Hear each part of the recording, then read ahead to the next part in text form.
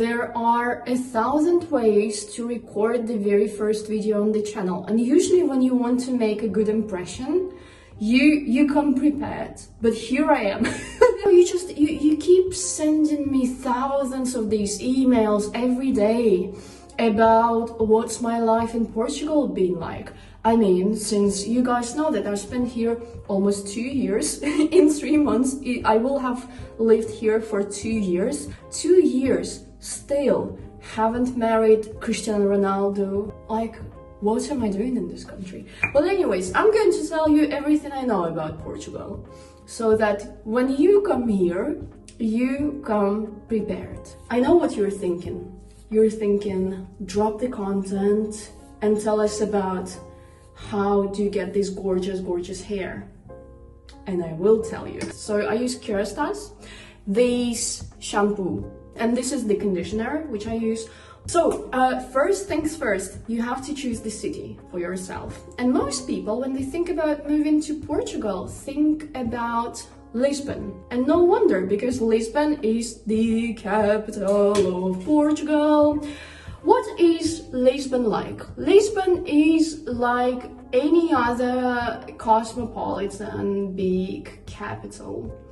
It is huge, it is beautiful, it's full of international people. The drawbacks of the big cosmopolitan city, just like with any other city like London, Berlin, like all of this, would be it's huge.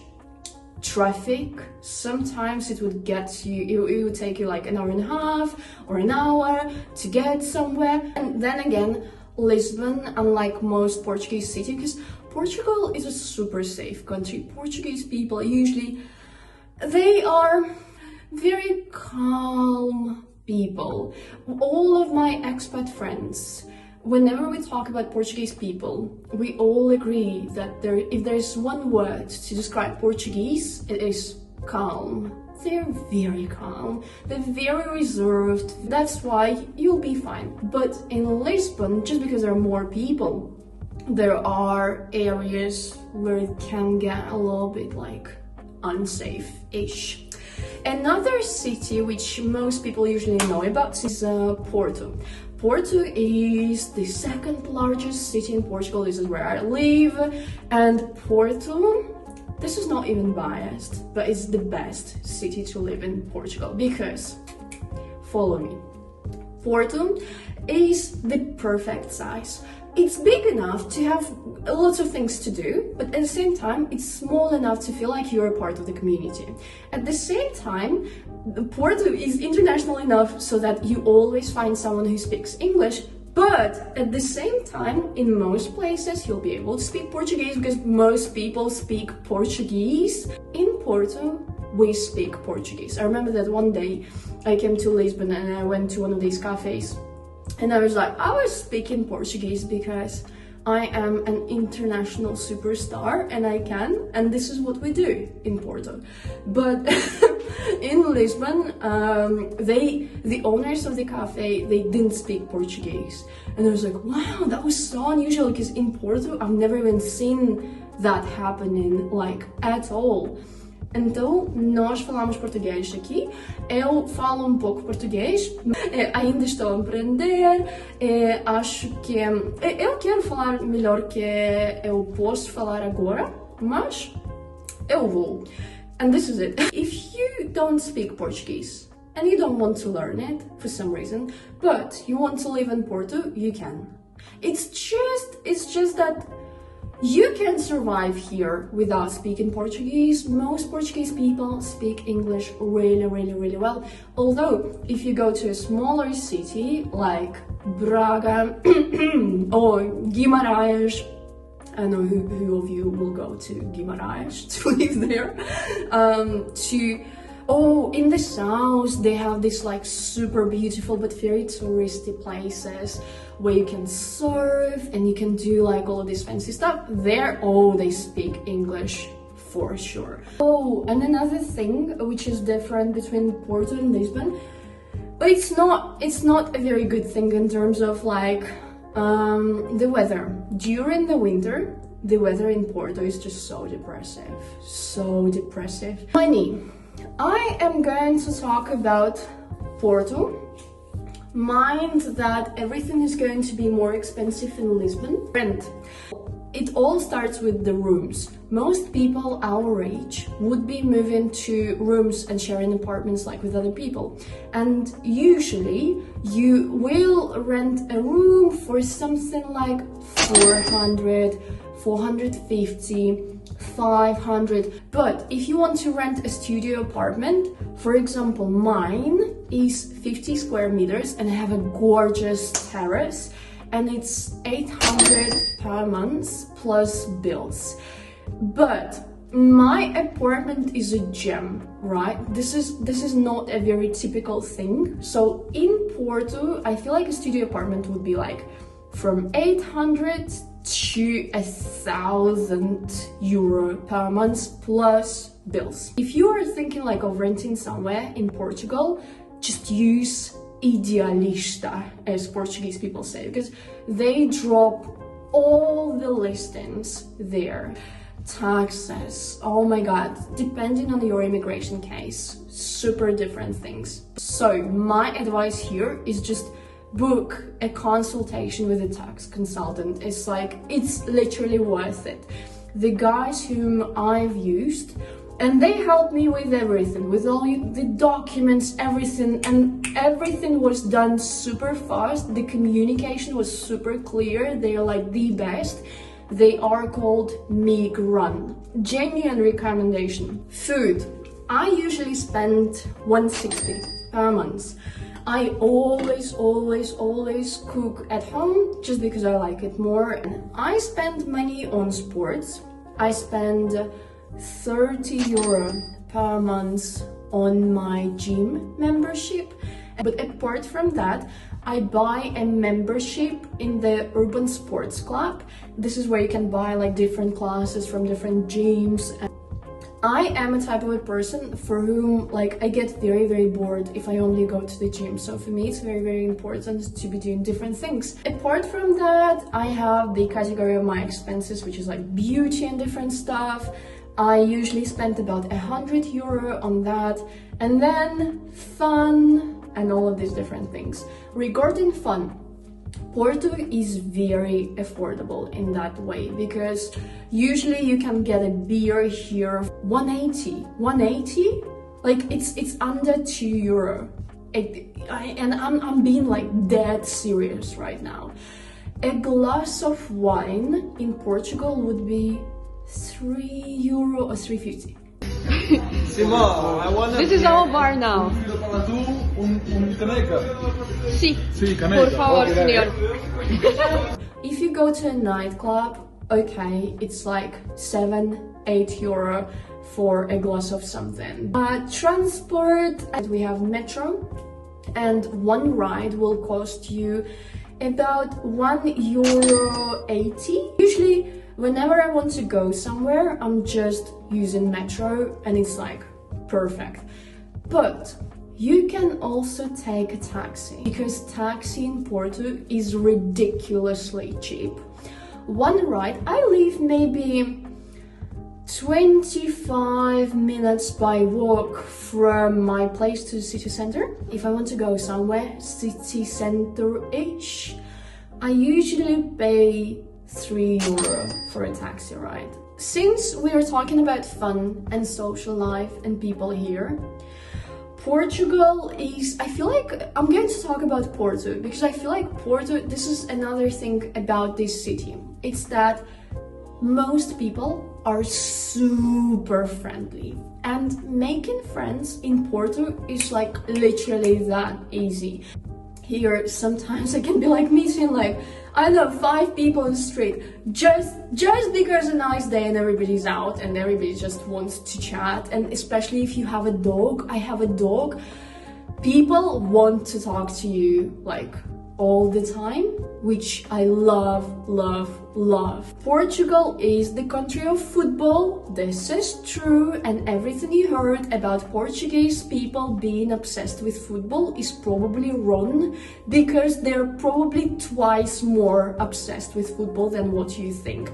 This country loves football. Football is a religion here, and whenever there is like a football match and Portugal is playing, and if Cristiano Ronaldo is on the field, on the pitch, this is it. Honestly, I was talking to one of my best friends here, and we were looking at how Portuguese people were like super happy when Portugal won one of the matches, and they were dancing and they were singing and they were listening to music, and we were like, wow, it's beautiful. It's one of the most beautiful things in life, is to see someone genuinely love something. I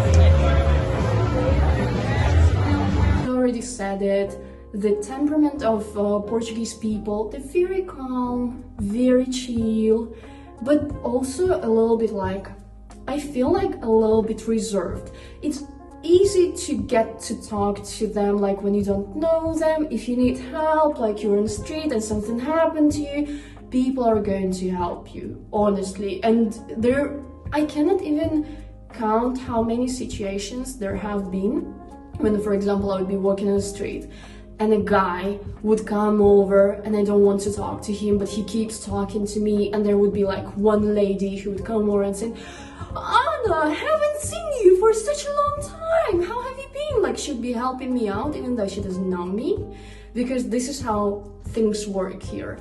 And I feel like I'm a part of a community in this country, and this is like such a valuable thing and the massive reason why I love living here. At the same time, if you want to really get to know, like to become like really close friends with Portuguese people, I feel like some time must pass. But for example, I am from Russia, right? And for us, we are very well known for being like cold on the outside. We're like literally, like when we are on the metro, it feels like someone died, and that someone was my ex-husband who cheated with the entire compartment in that train, you know? Like, we all hate each other. We do look that way, and I know. But when Russian people become friends with you, it usually happens like quite fast, and they get very open and very warm, and they can give you their last short if you need it. Portuguese? Not that much. I feel like they are Europeans, and most Europeans are like this. It's just like different cultural mentality, and you need more time to have become like real close friends with them. I don't always succeed in doing that, and I don't always get to understand. Like, sometimes there would be like these cultural misunderstandings between me and some of the like Portuguese people I know. But if you talk about this, I feel like you can talk to everyone, and in general, I love Portuguese. I actually see Portugal as the country where I could be like starting a family, and this is another reason. Portuguese love children. Now, this is also something that is like a very strong part of their mentality. If you rob a bank, yeah, they will be mad and they will give you a punishment. But if you do something bad to a kid, this is it. They're going to burn you. No, that's true. Portuguese people love their kids, and they're like being like very affectionate with them in the public place. Like, something for me, this is something like in my culture. Showing the signs of affection in public places with your children is not very common. We are just not like this.